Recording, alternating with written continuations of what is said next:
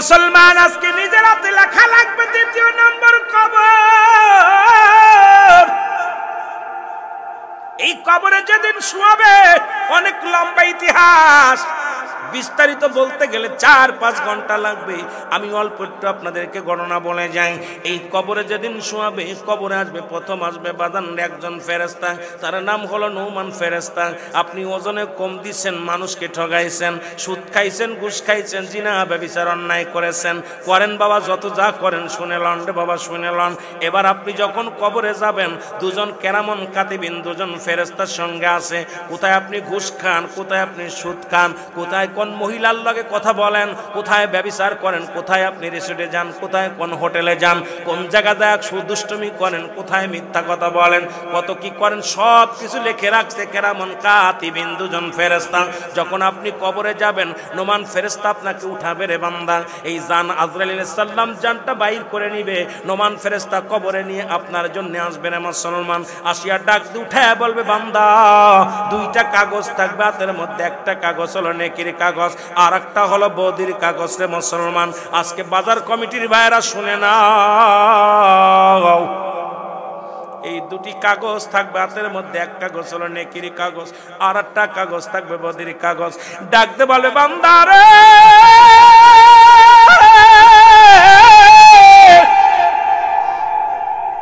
এই কাগজটা না, তাকে 60 বছরের জিন্দেগি কত রাকাত নামাজ পড়েছো, কত জায়গা জিকির করেছো, কতটা ইসলামের মাহফিলে বসেছো, কত জায়গা নবীর দুরূদ পড়েছো, তোমার 70 বছর 60 বছরের জিন্দেগি যা যা করেছিল মুসলমান, সব কিছু তোমার আমল নামার মধ্যে লেখা থাকবে। এবার বান্দা দেখে বড় খুশি হবে, মনে করবে আমার জীবন বুঝি ধন্য। বলে, লিখে দাও রে বান্দা, লিখে দাও। এবার বলবে বান্দা, বলবে আমি কি দিয়ে লিখবো, আমার কাছে তো কোনো কলম নাই।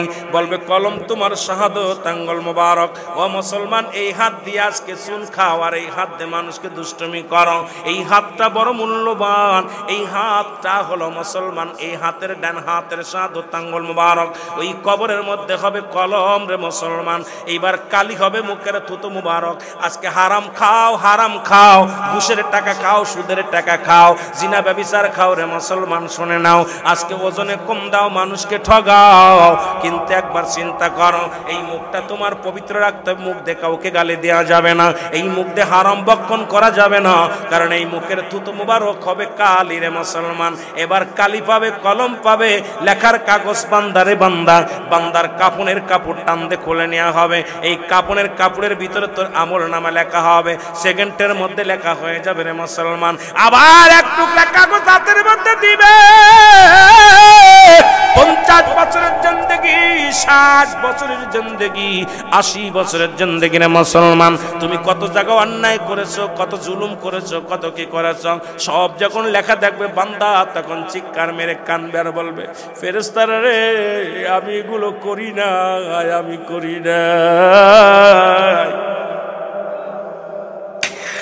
রে, আমি কিচ্ছু জানি না রে।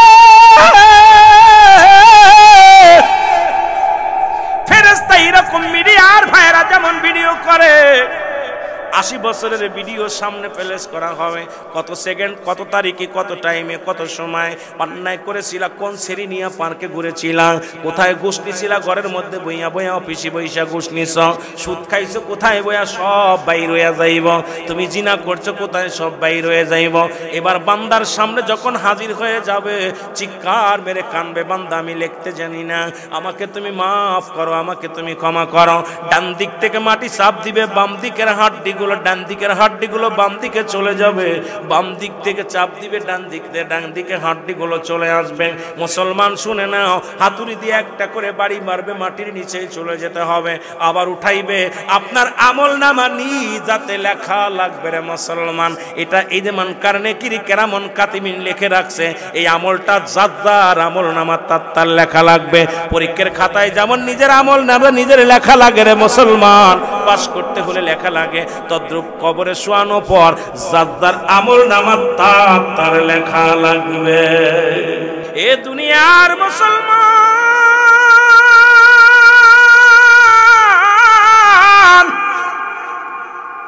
আমি বলতেছিলাম 1 নাম্বার বিপদ হলো মানুষের মরণ। মনে আছে? মনে আছে?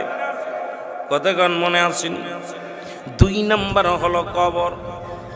মরণের কথা বলতে গেলে লম্বা আলোচনা চলে আসে।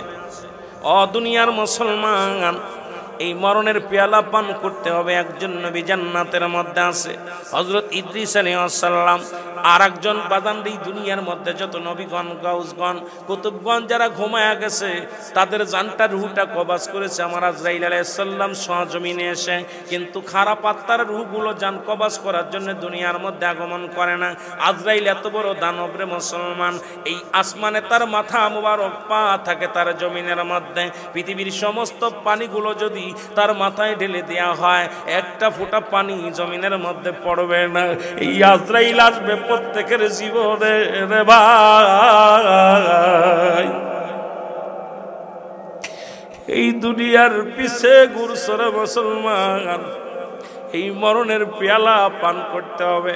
আজকে যারা ওজনে কম দাও, যারা দুনিয়ার মধ্যে মানুষকে ঠগাও, যারা দুনিয়ার মধ্যে হারাম ব্যবসা করো, সেন্টিগ্রেট করো রে মুসলমান, যারা সুদ কারবার করো, ঘুষ কারবার করো, জিনা ব্যভিচার অন্যায় করো, তারা একটু দিলের কান্ডা লাগা শুনে যাও, তারপরে যা করবা করো। এ মুসলমান, মৃত্যুটা হয়ে গেল।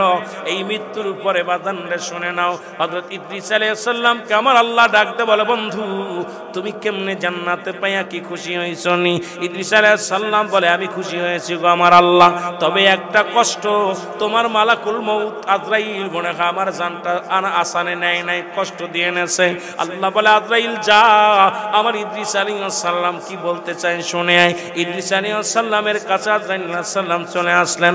আজরাইল বলে, আল্লাহর নবী গো, আপনি কিছু জানতে চান কি আমার কাছে? ডাকতে বলে, আজরাইল আমার রূহটা তুমি কেমনে বাইর করেছো, জানটা বাইর করেছো? আজরাইল বলে, হুজুর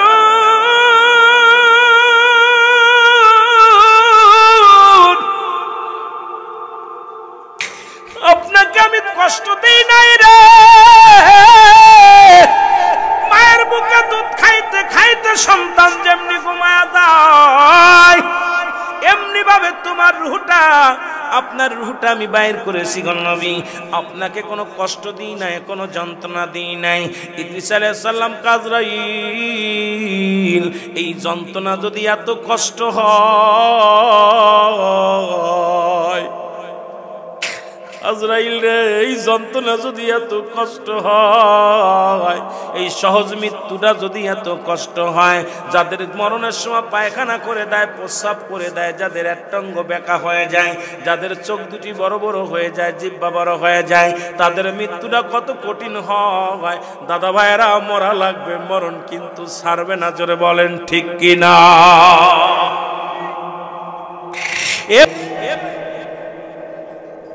যত মস্তানি করবা করো, তোমারটা তোমার নিজের লিখে দেওয়া লাগবে। যার যার আমল নামা হাজির হয়ে যাবে, লেখা লাগবে, তুমি লেখো লেখো। তখন আঘাত করবে, এমন বেগে আঘাত করবে, কবরের মধ্যে চিৎকার মারবে। এই চিৎকার, কবরবাসীর চিৎকার যদি দুনিয়ার মানুষ শুনতো, এই দুনিয়া গায়েব হয়ে যেত। এত জোরে চিৎকার মারবে, পূর্ব থেকে পশ্চিম পর্যন্ত আওয়াজ চলে যাবে, পশ্চিম থেকে পূর্ব পর্যন্ত, এই পর্যন্ত আওয়াজ। সব প্রাণী বুঝতে পারে, একমাত্র মানব এবং দানব বুঝতে পারে না কবরবাসীর চিৎকার। আল্লাহু আকবার বলেন না? আরো জোরে বলেন, আরো জোরে বলেন আমার দাদু ভাইয়েরা। সুতরাং এই কবরের ভিতরে আপনার আমল নামা, এখন আপনার আমল নামা আপনি নিজে লিখবেন। বুঝতে হবে আমাকে তাহলে ভালো কাজ করা লাগবে। অন্যায় করা যাবে? জোরে বলেন যাবে না? জুলুম করা যাবে? জোরে বলেন যাবে? মানুষের দ্বিতীয় নাম্বার বিপদ হলো কবর। 3 নাম্বার হলো কিয়ামতের ময়দান। আল্লাহু আকবার বলেন না? কিসের ময়দান? কিয়ামতের ময়দান। কিয়ামত এত ফস করে না। কিয়ামতের আগে 10টা আলামত, 70টা আলামত হবে। কয়টা? 70টা আলামত হবে। তার ভিতর অধিকাংশ হয়ে গেছে, এখন 10-12টা বাদ আছে।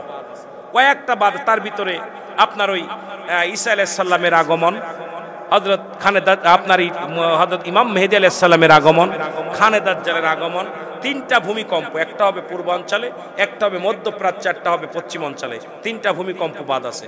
কাশ্মীর মুসলমানদের দখলে আসবে। আপনার দুনিয়ার মধ্যে অজারে 7 দিন একাধারে বৃষ্টি বর্ষণ হবে, এরপরে এজিদ মজুদ আসবে। এইরকম সীমিত কয়েকটা কাজ আছে। মক্কা মদিনায় পাপের সম্রাট গড়া হবে, তার প্রমাণ আমরা পেয়ে গেছি। মক্কা মদিনায় এখন বাংলাদেশের পতিতালয় বন্ধ হয়েছে, মক্কা মদিনার পতিতালয় মুসলিম পতিতালয় নামে খোলা হয়েছে। নাউজুবিল্লাহ বলেন না, আরো জোরে বলেন। বাংলাদেশের মানুষ শুনে নেন, যারা মক্কা মদিনার দিকে তাকা আছেন যে মদিনার ইসলাম আমরা মানি, বাংলাদেশে ইসলাম মানি না, আপনারা ভালো করে শুনে নেন। বাংলাদেশের পতিতালয়গুলো উঠে যাচ্ছে, আর মক্কা মদিনা এখন বর্তমান সেখানে কি হয়েছে, মুসলিম পতিতালয় খোলা হয়েছে।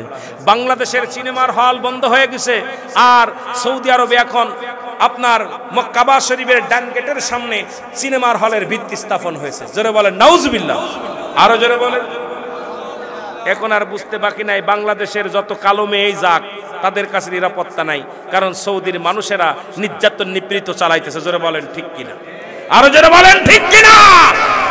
পাপের সম্রাট বসে গেছে, পাপের সম্রাট বসে গেছে।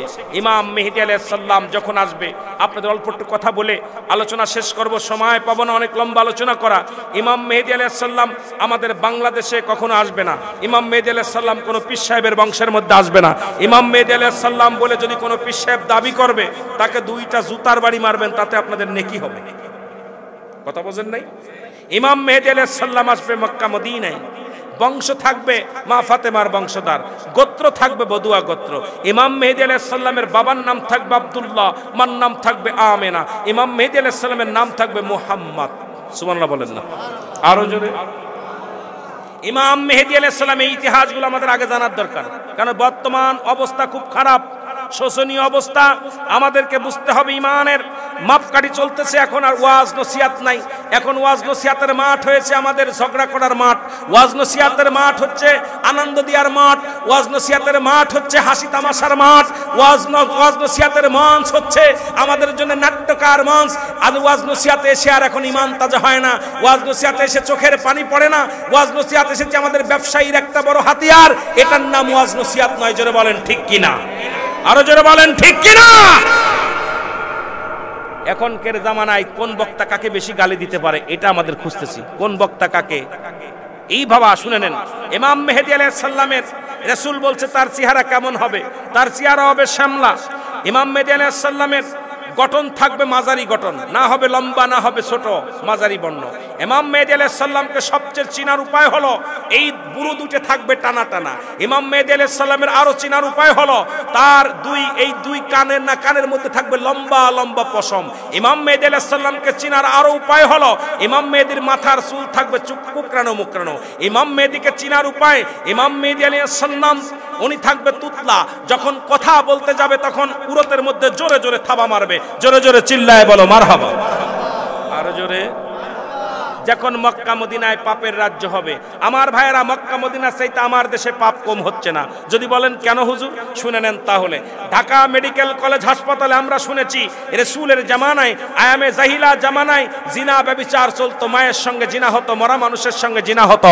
বাংলাদেশে ঢাকা মেডিকেল কলেজ হাসপাতালে মরা মানুষের সঙ্গে জিনা হয়েছে। আপনার চট্টগ্রাম মেডিকেল কলেজ হাসপাতালে মরা মানুষের সঙ্গে জিনা হয়েছে। দেখা গেছে মারা গেছে গলায় দড়ি নিয়ে, আলামত হলো জিনার।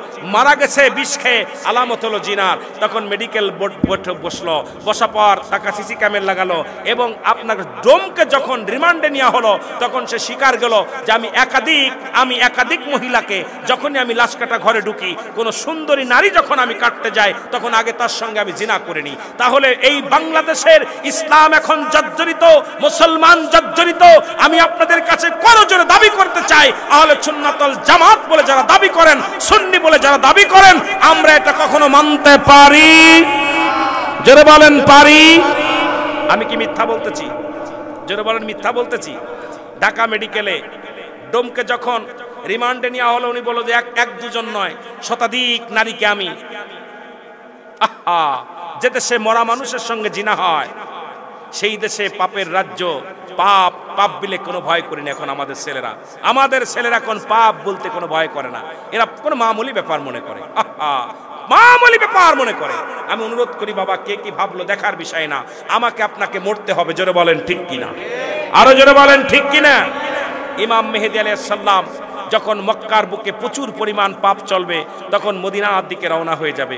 ইমাম মেহেদিকে দেখে হক্কানি উলামায়ে কেরাম তখন চিনে ফেলবে।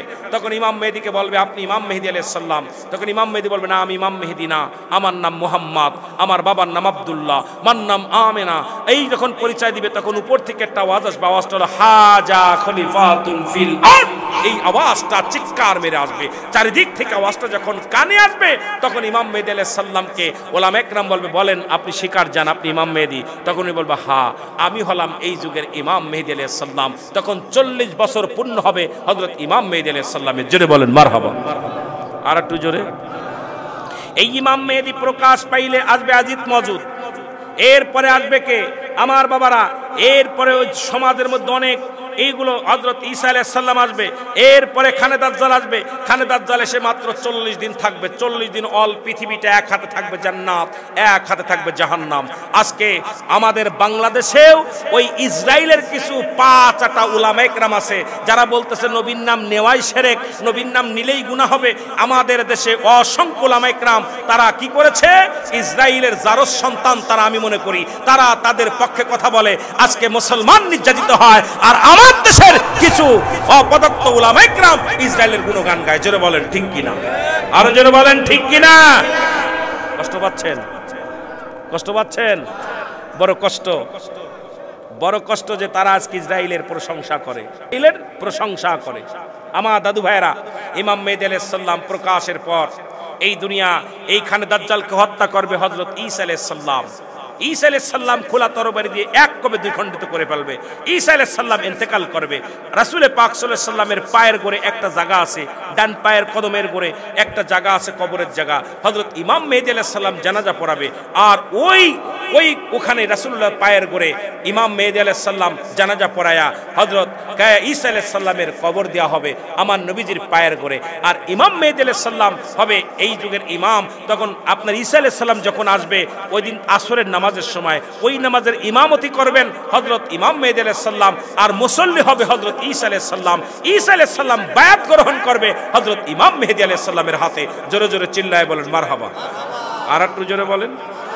কারণ আল্লাহর কাছে দাবি করেছিল আল্লাহ তুমি আমাকে কি করো, আমাকে তুমি ওই রাসূল পাক সাল্লাল্লাহু আলাইহি সাল্লামের উম্মাত হিসেবে আমাকে কবুল করো। এই জন্য হযরত ইমাম মেহেদির হাতে বায়াত গ্রহণ করবে এবং সেই তার জানাজা পড়াবে।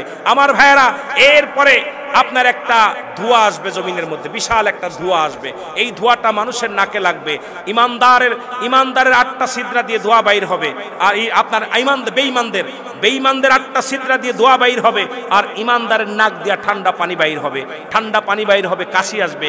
এই ইমানদারগুলো কাশি দিবার, বেঈমানগুলো মারা যাবে জমিনের মধ্যে আর ইমানদারগুলো বেঁচে থাকবে। এই রকম শুরু হবে। এরপরে অনেক বিস্তারিত আলোচনা কিয়ামতের আগে যা হবে আর কি। এখন অনেকেই বলে কিয়ামতের সময় আইছে, কিয়ামতের সময় হয়ে আইছে, কিয়ামতের সময় হয়ে আইছে। কিয়ামতের সময় এখনো অনেক দেরি। আমাদের মনটাকে আরো শক্ত করতে হবে যে কিয়ামত আইছে বলতেছেন, কিয়ামতের আমল কি করছেন? কিয়ামত আইছে ঠিক আছে, আপনি ফজর পড়েন নাই, আসর পড়েন নাই, জোহর পড়েন নাই, মাগরিব পড়েন নাই, ঈশা পড়েন নাই, বাপদাদার মা বাবার খেদমত করেন না, হারাম খান, হালাল খান না, মানুষকে কম বেশি করে ওজনে কম বেশি দেন, তাহলে আপনি ইবাদত কি করলেন? আর মুখে মুখে বললেন কিয়ামতের জামানা, শেষ জামানা, কিয়ামতের সময় হয়ে আইছে। এটা উপায় হচ্ছে সবার মুখেই খালি কয় যে কিয়ামত কাছায় আইছে। কথা কন না কেন? আরে বেটা, কিয়ামত যদি কাছায় আসবে তাহলে তোর ইবাদতের দরকার আছে কিনা? কথা কন না কেন? তো ইবাদত যদি না করিস তো কিয়ামতের ভয় পালি কিনা? কথা কন ঠিক কিনা? কথা কয় না কেন? কথা কন না কেন? তাহলে আমাদের ইবাদত বন্দেগী করার দরকার আছে কিনা? যেদিন পিতা পুত্র চিনবে না, ভাই ভাইকে চিনবে না, বাবা মাকে চিনবে না, মা বাবাকে চিনবে না, বন্ধু বন্ধুকে চিনবে না, স্ত্রী স্বামীকে চিনবে না, সেদিন একমাত্র দরদি কান্ডারি হবে রাহমাতাল লিল আলামিন। আর যারা রাহমাতাল লিল, মুঠু হাত উপরে সূর্য উদয় হবে, জমিনটা পুরো তামা হয়ে যাবে। এই তামার জমিনের উপরে মানুষ দৌড়াবে, মানুষ সাঁতার কাটবে, পানির মধ্যে সাঁতার কাটবে, ওই ঘামের মধ্যে মানুষগুলো পেরেশানিত হয়ে যাবে, মানুষগুলো দৌড়াবে। সেদিন আমার বাবারা সব মানুষগুলো নফসি নফসি করে চিল্লার মারবে, চিল্লায়া যাবে, দৌড়ায়া যাবে হযরত আদম আলাইহিস সালামের কাছে। আদম নবী বলবে না চলে যাও কার কাছে? ঈসা আলাইহিস সালামের কাছে। ঈসা বলবে না চলে যাও ইব্রাহিমের কাছে। ইব্রাহিম বলবে না চলে যাও কার? মুসা আলাইহিস সালামের কাছে। মুসা বলবে না চলে যাও ওই যে উম্মতের কান্ডারি রাহমাতাল লিল আলামিনের কাছে। সেদিন আমার নবী রাহমাতাল লিল আলামিন উম্মাতকে নিয়ে কি করবে? আল্লাহর দরবারে দরখাস্ত করবে আর আল্লাহ পাকের কাছে বলবে, আমার আল্লাহ আমার উম্মাতরে তুমি ক্ষমা করে দাও। জোরে বলেন মারহাবা, আরো জোরে বলেন মারহাবা। হাসরের ময়দানে রাহমাতুল লিল আলামিন 3টা সিজদা মারবে। কয়টা? জোরে বলেন কয়টা? আরো জোরে বলেন কয়টা? এগুলো গল্প আকারে কইতে গেলে একটু সময় কম লাগবে, না সুর দিয়ে কইতে গেলে, বিস্তারিত কইতে গেলে ঘন্টা লেগে যাবে একটা। এই জন্য আমি আপনাদের সময় নষ্ট করব না, এই জন্য গল্প আকারে কথাগুলো বলি, খেয়াল করেন। 3টা সিজদা আমার। প্রথম সিজদায় যখন পড়ে যাবে আমার নবীজি, আমার আল্লাহ বলবে, হাবিব আপনি সিজদার মধ্যে পড়ে আছেন, কি চাই? আমার আল্লাহ বলবেন, আমার উম্মতিদেরকে আমি নাজাত দিতে চাই, আমার উম্মতদেরকে দয়া করেন। তখন আল্লাহ বলবেন, হাবিব আপনি মাথা তোলেন, আপনার দৃষ্টিশক্তি যেদিকে যায়, যত দূর যায়, সমস্ত উম্মতদেরকে আমি নাজাত দিয়ে দিব। জোরে বলেন মারহাবা। আমার নবীজি উঠে দাঁড়াবে, দাঁড়ায় চারিদিকে তাকাবে, তাকানোর পর নবীজির দৃষ্টিশক্তি যত দূর যাবে সবাইকে আল্লাহ নাজাত করে দিবে, জান্নাতে চলে যাবে। আবার নবী সিজদার মধ্যে চলে যাবে। আমার আল্লাহ বলবেন, হাবিব আবার কেন সিজদার মধ্যে গেলেন? আমার উম্মতিরা কাঁদতেছে, আমার উম্মতিদের চোখের পানি আমি সইতে পারি না, আমার উম্মতেরা হাজারি সহ্য করতে পারি না। আমার আল্লাহ বলবেন, হাবিব আবারও একই নিয়ম। আবার নবীজি আবার তাকাবে, আবার এই দৃষ্টিশক্তি যত দূর যাবে জান্নাতে চলে যাবে। সুবহানাল্লাহ বলেন না। আবার নবী সিজদায় পড়ে যাবে, 3য় সিজদা থেকে উঠবে। এবার নবীজি 3য় সিজদা থেকে যখন উঠবে, আমার নবীজির যারা এই কিঞ্চিত পরিমাণ ঈমান থাকবে, আমল থাকবে, এদেরও নজরে পড়ে যাবে, তারা জান্নাতে চলে যাবে। বাকিগুলো আমার আল্লাহ বলে, ওই কাফের বেঈমান মুনাফিকদের জন্য 7টা জাহান্নাম প্রস্তুতি করা আছে, ওখানে তাদের জায়গা হবে। জোরে বলো আল্লাহু আকবার, আরো জোরে বলেন। ওই কাফের বেঈমান মুনাফিকদের জন্য জায়গা রাখছে কয়টা? কথা বলেন না। যাবেন নি কেউ? যাবেন? কথা কন যাবেন? কথা কন যাবেন? যদি না যান তাহলে আমল করার দরকার আছে কি? আপনাদের জন্য একটা জায়গা রাখছে আমার আল্লাহ। আল্লাহ বলেন, উইদ্দাতুলিল মুমিনিন, মুমিন মুত্তাকিনদের জন্য আল্লাহ প্রস্তুতি করে রাখছে 8টা জান্নাত। কয়টা জান্নাত? কয়টা রাখছে? আপনাদের জন্য বস্তু, খালি জাহান্নামীদের জন্য রাখে নাই। আপনারা যে আজকে আসছেন, আপনাদের তাবারকের ব্যবস্থা আছে, গরু জবাই করছে, সুন্দর ব্যবস্থা করছে। তদ্রূপ ইমানদারদের জন্য আল্লাহ একটা জায়গা রাখছে, সুন্দর জায়গা, যেখানে ফল মূল, যেখানে সবজি, যেখানে খাবার, যেখানে সুন্দর নারী, 70টি করে সুন্দরী নারী দিব, 70টি করে পুরুষ দিব, জান্নাতের মধ্যে খাবার দিব, নিয়ামত দিব, সোনার খাট বালাখানা থাকবো, যেখানে খালি শান্তি আর শান্তি। হাকা যা, হাকা যা, কত লাগবে, যত লাগবে সব নিয়ামত দিব। কে? জেনে বলেন কে? আল্লাহ। এই জন্য আমি যুবক ভাইদের বলে যাই, আমার ভাইয়েরা, রাসূল পাক সাল্লাল্লাহু আলাইহি সাল্লামের ওই জামানার একটা কথা বলে আমি শেষ করব আলোচনা করব না, ছেড়ে দেব। একজন যুবক রাসূলের কদমের মধ্যে আসলেন, বলি, ইয়া রাসূলুল্লাহ, ইয়া হাবিবাল্লাহ, আমাকে আপনি তওবা করায় দেন, আমাকে আপনি তওবা করায় দেন। নবী বলে, তুমি তওবা করো। উনি তওবা করলেন। নবী তারপরও কাঁদতেছে, যুবক কাঁদতেছে। আমার যুবক ভাইরা মেলা আছেন, এই জন্য কথাটা বলে যাই। নবীজি বললেন, তুমি তওবা করো, আল্লাহ তোমাকে মাফ করবে। যুবক বলে, হুজুর আমার মন বলে আমি তওবা করলে আমার গুনাহ মাফ করবে না। জোরে বলেন আমিন বলেন, আরো জোরে বলেন, একটু জোরে বলেন, আল্লাহু আকবার বলেন। গজল গাইতে গেলে সময় পাবো না, আমি ওয়াজ করে সময় তাড়াতাড়ি টানতে দেখছিস না, সময় তো এমনি যদি গল্প একটু টান দিয়ে কইতে গেলে সময় লাগে। আমি আপনাদের বেশি বেশি অল্প সময়ের মধ্যে মেলা ওয়াজ করে যেতে হবে। কথা বোঝেননি? কষ্ট করে বসে আসুন, পড়তে পানি পড়তেছে। হুজুর কালকে শুক্রবার, অনেকে জুম্মার নামাজ পড়বেন, ইমামতি করব। জোরে কন ঠিক কিনা? ইয়ামুজ জুম্মা আমাদের জন্য আগামীকাল 4র্থ ঈদ। আজকের রাতটা হলো 4র্থ রাত। সুবহানাল্লাহ বলেন না? ঈদের রাত। ঈদের রাত কিসের রাত? যেটা বলে কিসের রাত? মুসলিমদের 5টা ঈদ। নাম্বার 1 হলো ঈদে মিলাদুন নবী, 1 নাম্বার। 2 নাম্বার ঈদুল আজহা, ঈদুল ফিতর, ঈদুল আজহা। এরপরে আপনার ইয়াউমুজ জুম্মা, আরাফাতের ময়দানে। এই 5টা ঈদের আমাদের আজকে 4র্থ নাম্বার ঈদ হলো ইয়াউমুজ জুম্মার রাত। সুবহানাল্লাহ বলেন, আর একটু জোরে বলেন সুবহানাল্লাহ। এখন যুবক বলতেছে, ইয়া রাসূলুল্লাহ, ইয়া হাবিবাল্লাহ, আমাকে তওবা করায় দেন। নবী বলতেছে, তওবা করো। বলে, হুজুর আমার মন বলে আমার গুনাহ আল্লাহ মাফ করবে না, আমার গুনাহ আল্লাহ মাফ করবে না। যুবক বলে, নবী গো, আমাকে আপনি তওবা করা দেন। যুবক বলে, নবী গো, আমার মন বলে জীবনে আমার গুনাহ মাফ হবে না। এই জিনার কথা বলতে যাই আমি বলে যাই, রে মুসলমান শুনে নাও, জিনার কথা বলতে যে আমি আপনাদেরকে বলে যাই, আজকে যদি একটা বিচার হতো এই জমিনের মধ্যে, যদি কোন যুবক যুবতী জিনা করে শাস্তির বিধান হলো তাদেরকে 100 ডুরা মারতে হবে। যদি ধরা পড়ে মুসলমান ন্যায় পরায়ণ মানুষ দেখে, আমার মতো সলিমদ্দি কলিমদ্দি নয়, যিনি যার গায়ের মধ্যে শক্তি আছে, যিনি ন্যায় পরায়ণ মানুষ, তাকে দিয়ে 100 বেতের আঘাত করতে হবে। 2-4টে মারা পর যেন মারা যায়, 2-4টে 10টা মারা পর যেন মারা যায়। মারা গেলে বাকিটা তাদের কবরের উপরে মারা হবে। কারণ যারা অবিবাহিত তাদের বিচার হলো এটা হবে না মুসলমান। একটা বিচার যদি কুমিল্লার জমিনে হতো, আমার বিশ্বাস কোন যুবক যুবতী জিনা ব্যভিচার করতো না। জোরে বলেন ঠিক কিনা? যারা বিবাহিত পুরুষ যারা জিনা করে, বিবাহিত পুরুষ যারা, বিবাহিত নারী যারা জিনা করে, ইসলামের বিধান হলো তাদেরকে আগে বুক পর্যন্ত মাটির নিচেই পুঁততে হবে। আজকে আমার দেশে অনেক বিবাহিত পুরুষ, অনেক উলামা একরাম ওয়াসিরে সুরে ধরা পড়ে, অনেক উলামা একরাম আছে তারা বলৎকার বাজানলে শুনে নেন। আপনারা মনে কিছু করবেন না, আমি আবার সাধু না এরকম আমরাও বলবে, অনেকে বলবে হুজুর আপনারা সাধু না। এই জন্য বলে যাই, বাংলার জমিনে গত 6 মাসে 913 জন বলৎকার ধরা পড়েছে। অধিকাংশর বউ আছে, তারপরও বলৎকার ধরা পড়েছে। আমি বলতে চাই বাংলার জমিনে এদেরকে চিরতরে বিদায় করে দেওয়ার দরকার। একটা বিচার যদি কঠিন হতো, আমার দেশ থেকে জিনা ব্যভিচার চিরতরে বিদায় নিত। জোরে বলেন ঠিক কিনা? এ বাবা, যদি কোন বিবাহিত পুরুষ যদি জিনা করে, ব্যভিচার করে, শাস্তির বিধান শুনে নেন, তাকে বুক পর্যন্ত মাটির নিচে পুঁততে হবে, কঙ্কাল নিক্ষেপ করতে হবে, পাথর নিক্ষেপ করতে হবে। যতক্ষণ পর্যন্ত মরবে না ততক্ষণ পর্যন্ত তার গায়ে সুরে সুরে মারতে হবে। যখন সে মারা যাবে তাকে আবার মাটি করে উঠাইতে হবে, উঠায়া কুকুর শিয়াল দেখাওয়া দিতে হবে। তার কোনো জানাজা দেওয়া যাবে না, তার কোনো মাটি দেওয়া যাবে না। একটা বিচার যদি বাংলার জমিনে হতো, আল্লাহর কসম বাংলার জমিনে ব্যভিচার জিনা বন্ধ হয়ে যেত। জোরে বলেন ঠিক কিনা? কথা কয় না? শালির 5-5 ঘোরো, পরের বোর 5-5 ঘোরো। ওরে বিদেশে রইছে স্বামী, এই সুযোগটা তুমি ব্যবহার করো। এরে বাবা শুনাল, একটা বিচার যদি আমাদের হতো, এই কুমিল্লার জমিনার জিনা ব্যভিচার না হতো। জোরে বলেন ঠিক কিনা? কষ্ট পান নাকি? কষ্ট পান?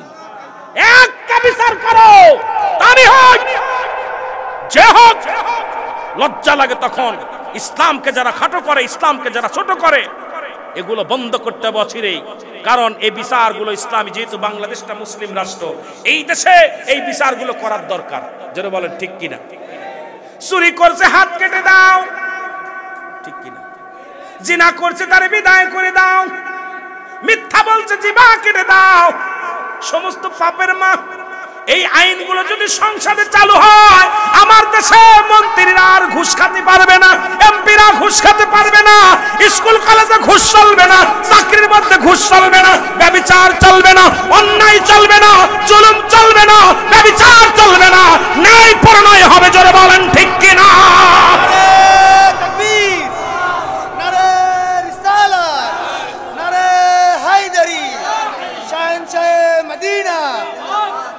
বিশ্বাস করবেন না, আমি ইসলামী ফাউন্ডেশনের মধ্যে আছি।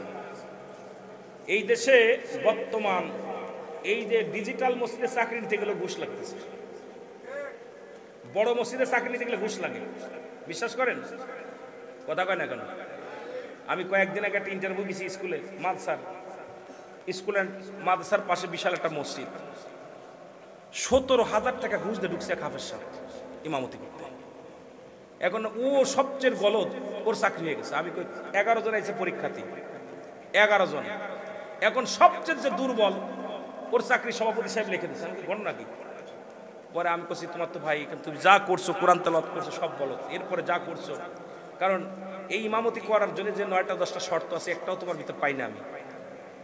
এখন বলার পর আমার এক বন্ধু ছিল, বন্ধু বেলাল হোসেন, উনি বলতেছে ভাই এর চাকরি কেমনে হয়? পরে শুনতে শুনতে উনি আর এক বন্ধুর দ্বারা বলছে 17,000 টাকা সভাপতির বসছে। সভাপতিও দাড়ি মোছ ভালোই আছে, মোটামুটি নামাজও পড়ে, কপালে দাগ ফেলে দিয়েছে। কি করে ঠেকাবেন এই দেশটা? যখন ইমামতি নিতে লাগলো ঘুষ লাগে, এর চেয়ে দুঃখ থাকতে পারে না। এর জন্য আমাদের সবাইকে সচেতন হতে হবে। আমি বলবো না, আপনি বলবেন না, এ বলবে না, কে বলবে?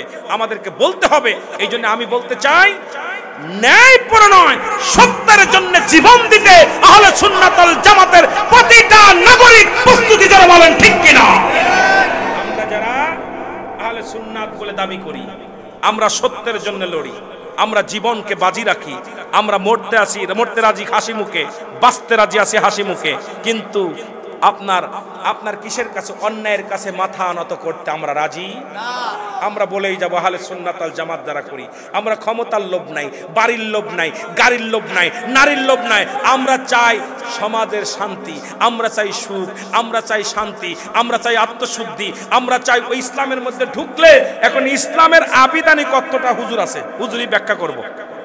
এই যে আপনারা পড়েন ইয়া আইয়ুহাল্লাযীনা আমানু, ঈমানদাররা, বিশ্বাসীরা, তোমরা কি করো? দুখুলু ফিস-সিলমি কাফা, পরিপূর্ণভাবে প্রবেশ করো ইসলামের মধ্যে। এখন ইসলামের আবিধানিক শাব্দিক অর্থ 80 থেকে 82টা। এখন হুজুরের কাছে জেনে নেবেন 80 থেকে 82টা শাব্দিক অর্থ হলে ইসলাম মানে শান্তি, ইসলাম মানে আত্মসমর্পণ, ইসলাম মানে নিজে না খেয়ে অন্যরে খাওয়ানো, ইসলাম মানে নিজে না ঘুমে অন্যের ঘুম পাড়ানো, ইসলাম মানে নারীর সতীত্ব পাহারা দেওয়া, ইসলাম মানে নিজে দুঃখে থেকে অন্যের সুখে রাখা, ইসলাম মানে একত্ববাদ। এখন এই রকম 80 থেকে 82টা শাব্দিক অর্থ আপনি কয়টা মানেন? কয়টা মানেন? তাহলে ইসলামের মধ্যে ঢুকবেন খালি দাড়ি মোছ লাগাইয়া ব্যভিচার অন্যায় করবেন। আজকে আমাদের আলেম যারা আছে, আমাদের সচেতন হতে হবে। আগে ওলামা একরাম সচেতন হতে হবে। আমাদেরকে অন্যায় অপরাধ জগৎ থেকে নিজেদের সরে আসতে হবে, অন্যায়ের বিরুদ্ধে কথা বলতে হবে, ন্যায়ের পক্ষে কথা বলতে হবে, স্বাধীনতার পক্ষে কথা বলতে হবে, বাংলাদেশের পক্ষে কথা বলতে হবে, ইসলামের পক্ষে কথা বলতে হবে, কোরআন হাদিসের পক্ষে কথা বলতে হবে। তবেই আপনি আল্লাহর দরবারে সাড়া পাবেন। নয়তো আপনি আপনার ইচ্ছা মতো আপনি দলকে ভারী করার জন্য আপনি যে দরবার চাইছেন। এখন আমাদের দেশে কোরআনকে ভাগ করছে 3 ভাগে। কয় ভাগে? রাগ করেন না, বলবো নাকি কয় ভাগে? সময় শেষ, তাই না? কয় ভাগে? কয় ভাগে কোরআন? রাগ করবেন? কোরআন কয় ভাগ হয়েছে? 3 ভাগ। এক ভাগ নিছে জামাত ইসলাম, এক ভাগ নিছে পীর পায়গম্বর, আর এক ভাগ নিছে তাবলিগ জামাত। 3টা ভাগ করছে। এক ভাগ নিছে, ভাইয়েরা মনে কিছু করবেন যারা জামাত ইসলাম করেন, রাগ করেন না, আমি বোঝানোর জন্য বলতেছি। দেখবেন যত জিহাদের আয়াতগুলো ওরা বেছে বেছে নিছে, দেখলে ওইগুলো পড়লে রক্ত গরম হয়। জিহাদ করলে নেকি আছে, জিহাদ করলে শহীদ হওয়া যায়, এইগুলো যত আয়াত আছে এগুলো বেছে বেছে ওরা নিছে। তাবলিগ জামাত দেখবেন যত আমলের আয়াত আছে, এত নেকি এত নেকি, আসমান থেকে জমিন পর্যন্ত এত নেকি, যত নেকির আয়াত আছে সব বেছে বেছে ওরা নিছে। কথা বুঝেননি? আর পীর সাহেবরা যত মুরিদ বাড়ানো, যাতে মুরিদ হাত ছাড়া না হয়, মুরিদ যাতে 2 লাখ 5 লাখ 10 লাখ বাড়ে, এই চিন্তা করে পীর সাহেবরা যত আয়াত আছে, পীর মুরিদি যত আয়াত আছে সবগুলো তারা বেছে নিয়েছে। জোরে বলেন ঠিক কিনা? রাগ করেন? এর বাইরে নয়। এই 3টা একত্রিত করে যদি কোনো ব্যক্তি মানতে পারেন তবেই হবে কোরআন মানা। জোরে বলেন ঠিক কিনা? এই বাগাবাগি করবেন,